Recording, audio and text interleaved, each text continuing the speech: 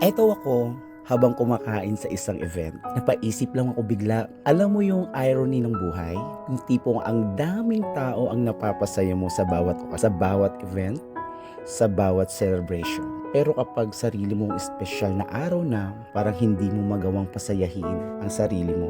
Ganun siguro talaga ang realidad ng buhay. Lahat tayo may kanya-kanyang struggle, may kanya-kanyang priorities, at madalas mas inuuna pa natin ang ibang bagay kaysa sa sarili nating kasiyahan. Minsan, may isip mo, nakakalungkot din pala. Yung tipong nakikita mo, masaya ang lahat sa paligid mo, pero deep inside, ikaw mismo, hindi mo maramdaman yung ganun. Pero kahit ganun, tinatanggap ko na lang. Kasi siguro, may mas mahalaga pa kaysa sa pansarili nating kasiyahan. May mga bagay na mas dapat pagtuunan ng pansin, responsibilidad pa, pangarap, at syempre, yung simpleng makatawid ka sa bawat araw. Ngayon, ilang araw na lang, birthday ko na. Pero sa totoo lang, wala naman akong hinihiling na ingrande. Hindi ko rin pinapangarap na magkaroon ng bonggang selebrasyon. Ang tanging hiling ko lang ay makasurvive sa araw-araw na kahit anong hirap, kahit anong lungkot, bumangon pa rin, lumaban sa buhay. Syempre, at kung may big opportunity na dumating sa tamang panahon, malaking bonus na yun. Kasi sa huli,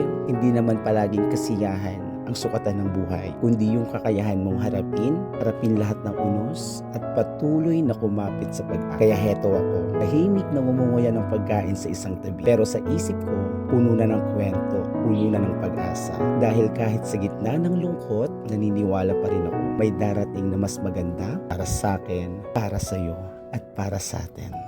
Yun lang.